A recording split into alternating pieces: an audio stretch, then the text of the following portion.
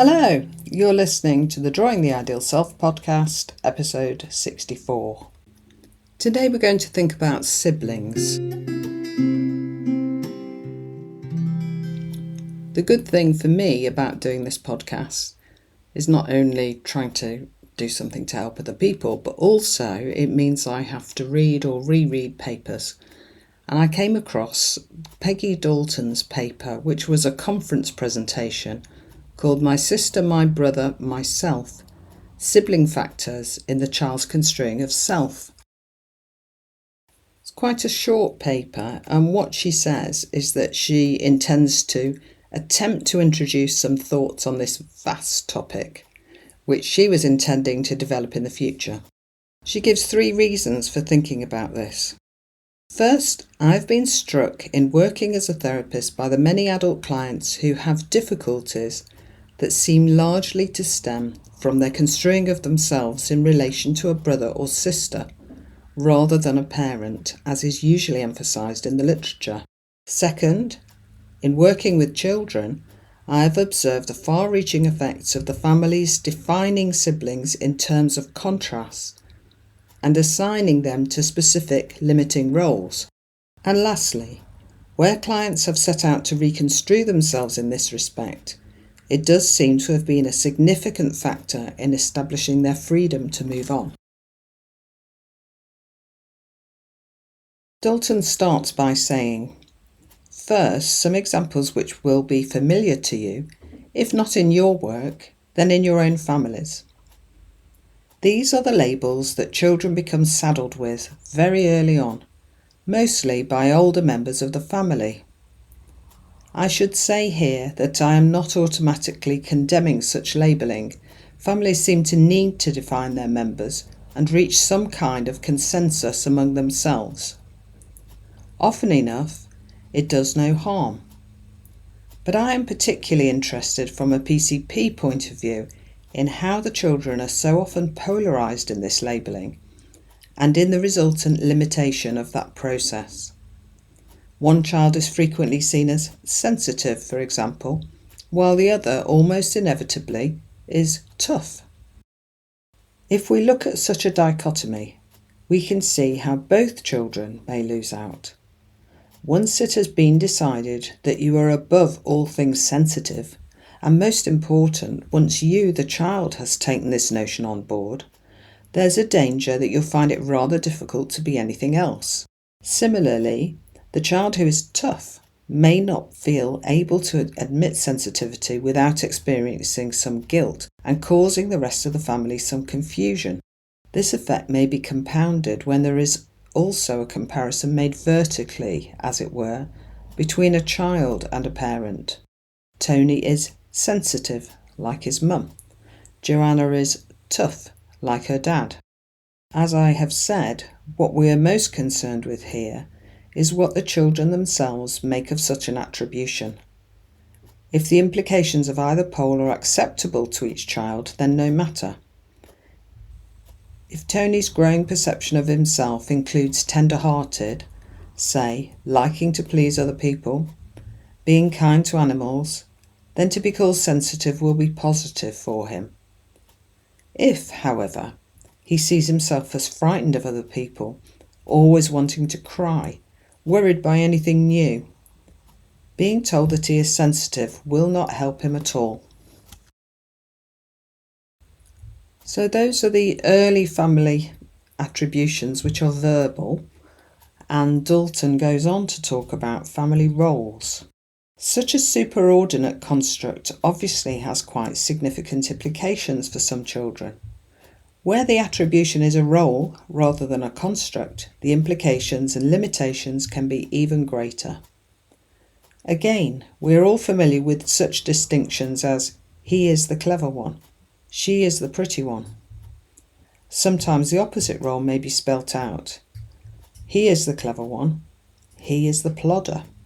Otherwise, the opposite pole is just implied.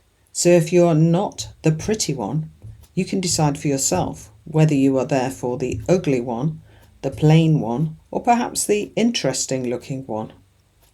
Some very strange pseudo-opposites can be invented at times.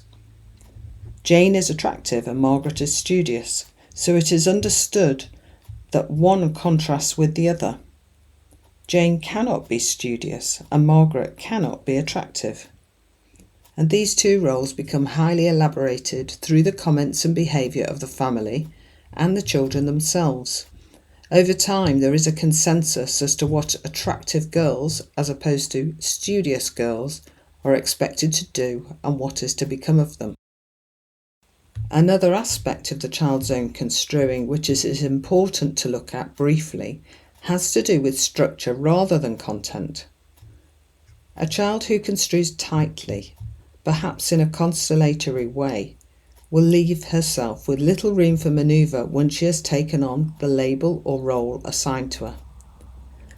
Let us say that she has been contrasted with her brother as serious, as opposed to humorous. It will depend what serious means to her, of course, but she is likely to pin herself down with a set of descriptive constructs, ways of behaving, and above all, expectations, which it will be hard for her to break out of.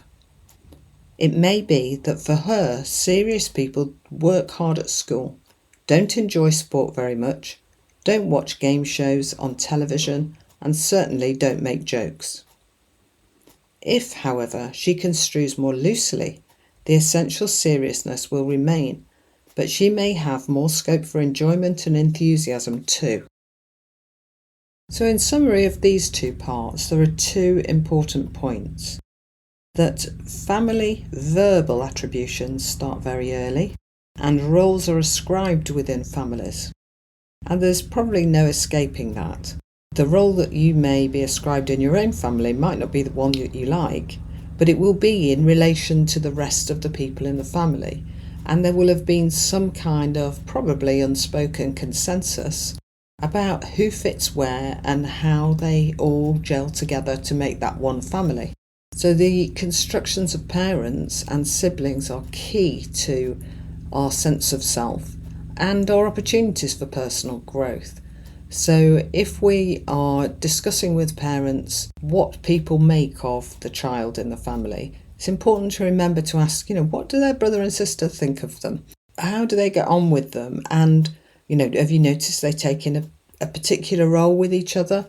Is one of them always the aggressor and one of them is the victim? Are there regular arguments about particular things?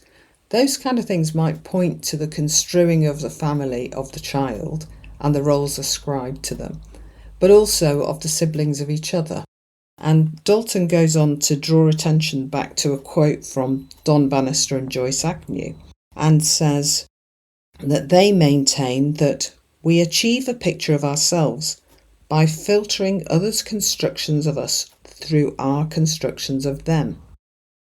So the way the child construes their siblings can only be done through their own construing and through their construing of what they think their siblings would make of them.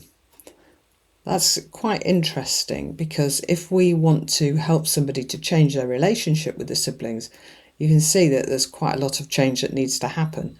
It's not just of the child, it's of the other people around the child and how they respond. So Dalton goes on to draw attention to non-verbal attributions. And she says, it is relatively easy to explore the effects of verbal attributions. Non-verbal judgments expressed in attitude, facial expression, forms of physical contact, voice tone are both more subtle and more powerful. Even before children are able to understand what is said to them, they construe what is felt about them by others. They are aware of physical warmth offered or withheld, of harshness or softness of voice, of the expressions of faces that turn to them.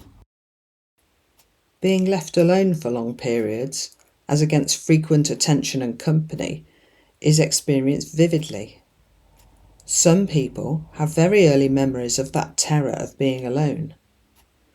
We cannot tell how soon a young child becomes aware of differences in attitude towards himself and another child, but I suspect that it is very young. A baby seeing attention given elsewhere will demand it for herself, Something is certainly going on. It's always important to remember that construing is not only about words.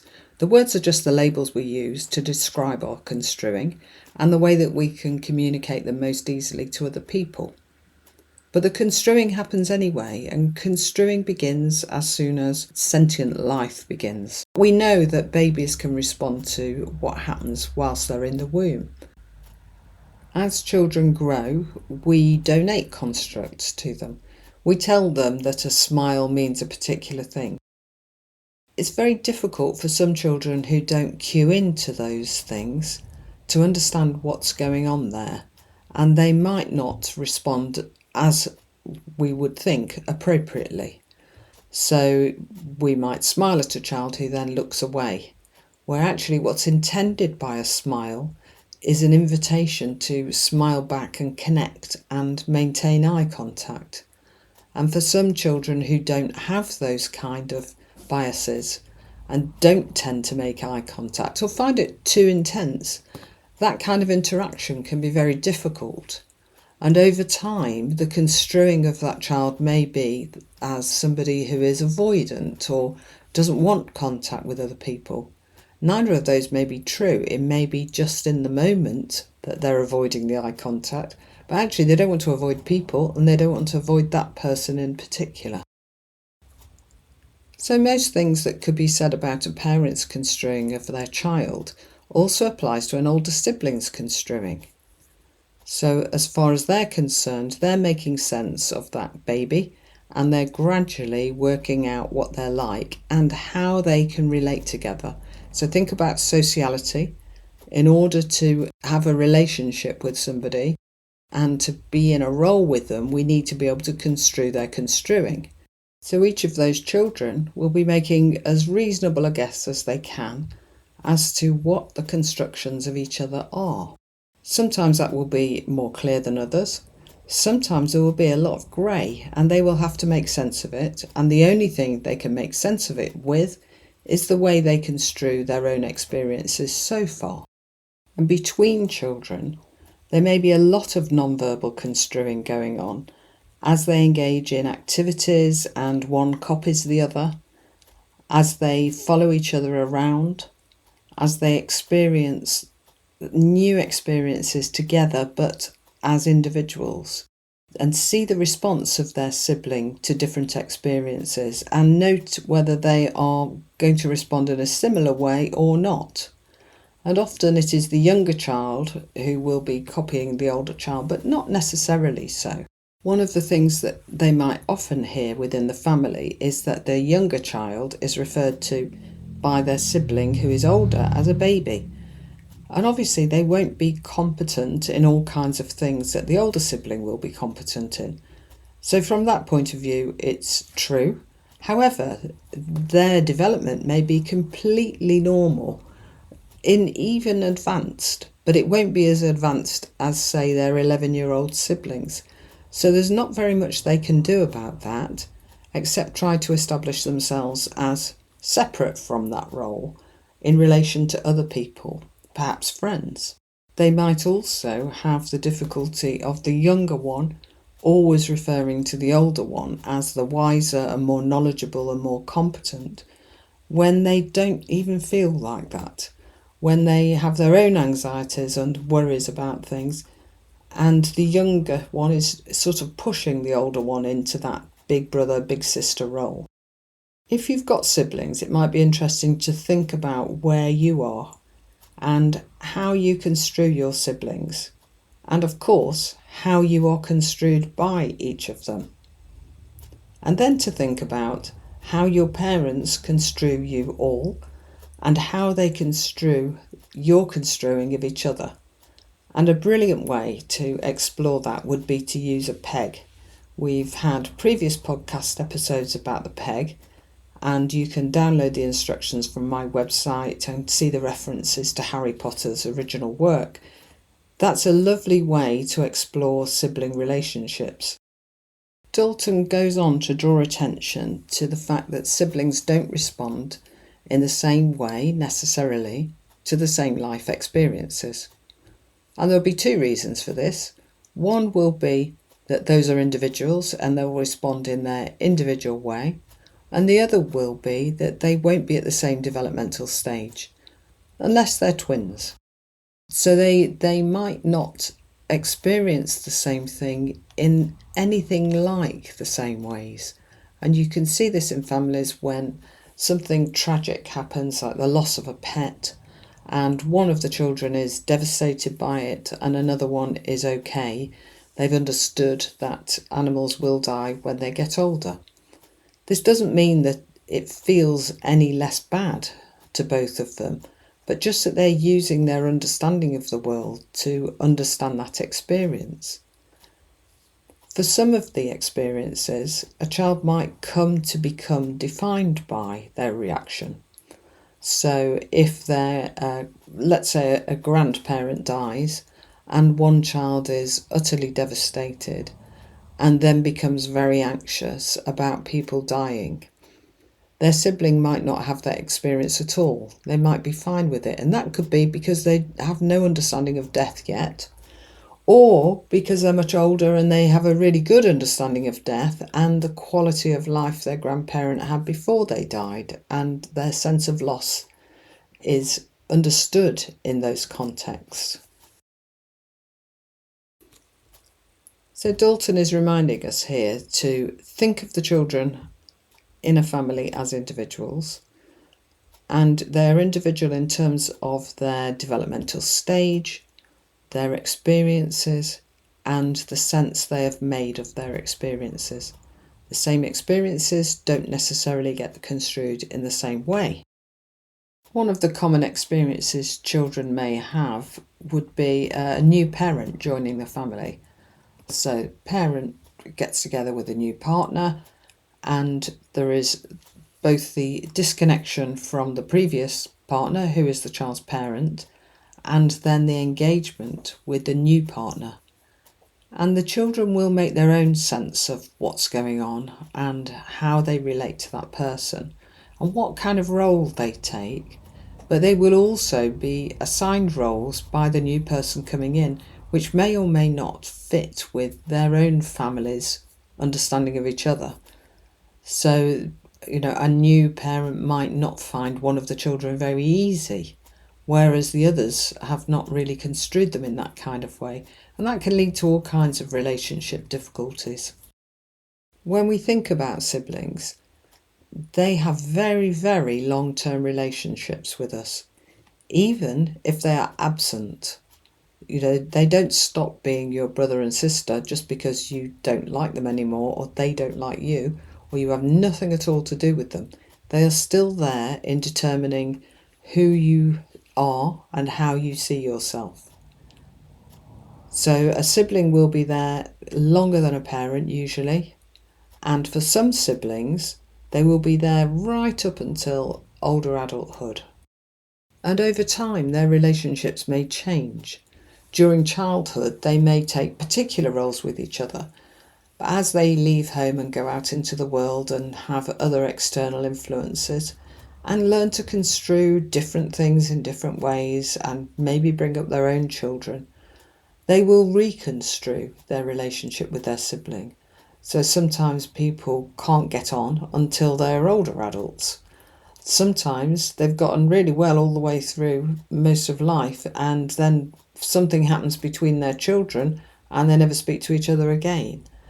So there's no reason to think that sibling relationships always stay the same, but they are always going to be a part of a sense of self.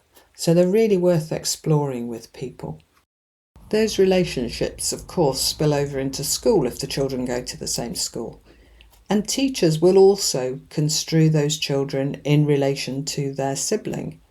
So if you're the second child and your older brother or sister was extremely clever, but you're not so good, the teacher will draw that contrast, and they may or may not let that filter out in the way they talk to you. It can be very difficult for younger siblings or older siblings when they are in the same school as their sibling. So I've seen many times siblings meet up at break in order for one to protect the other. And that might be protection from loneliness. It doesn't have to be protection as in any particular other threat from a person. So they will feel that they need to be with their brother or sister and make sure they're okay. That's quite a responsibility, and at some point they may not be able to carry on with that. This would happen naturally at the time that one goes to secondary school and the other one is still in primary school.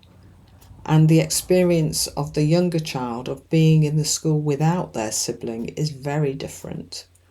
And if they have seen themselves as in need of their sibling being around, that could be extremely stressful for them. The other thing, of course, is the child who's gone may think, fantastic, that gets me away from that responsibility. Or they might spend all their days worrying about how their sibling is getting on. And of course, siblings might come into conflict about the roles they've been assigned in the family. If one is supposed to be very caring and look after parents who need care, and something happens to that sibling so that they can't do it anymore, maybe they go away to university, maybe they get a job, maybe they go to prison, then someone else has to step into that role. Or do they? So these are all questions to think about, really.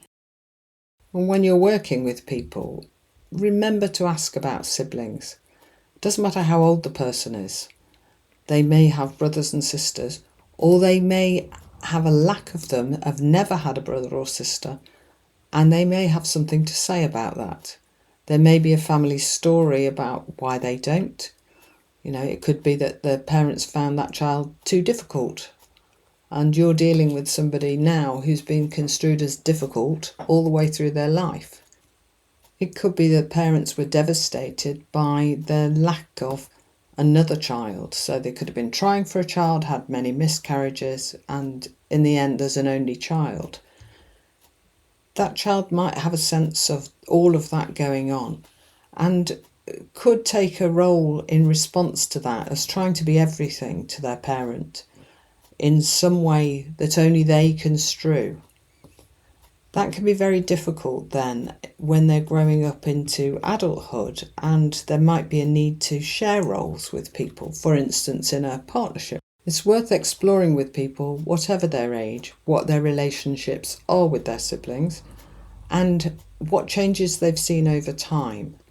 So the relationship between a 5-year-old and a 7-year-old won't be the same as some people in their 50s, although it could be. And that's the interesting question, and the personal constructs of those individuals coming into play, and also the construing of the constructions of another person's construing of them. So your construing of your siblings might enable them or hinder them, and their construing of you might do the same. This family life is not all about parents, and quite often siblings have a rich and varied life that lasts a very long time, that will also survive or not the experiences of the rest of life. What happens when your sibling becomes ill? How do you construe your sibling who's always been very competent and now they're dependent upon you? How difficult would that be to adjust to? And what sort of relationship changes result from that? Or are there none? And is there not a possibility that you can have a different relationship with them? So, a lot of food for thought. If you can, spend a bit of time thinking about your siblings and how you construe each other. And you might want to have a go at the peg, if you've got time to do that. But when you're working with people, really consider using the peg to explore that, because it's a lovely little tool and it's very easy to learn. Okay, thank you very much indeed for listening, and I will see you again next month. Bye.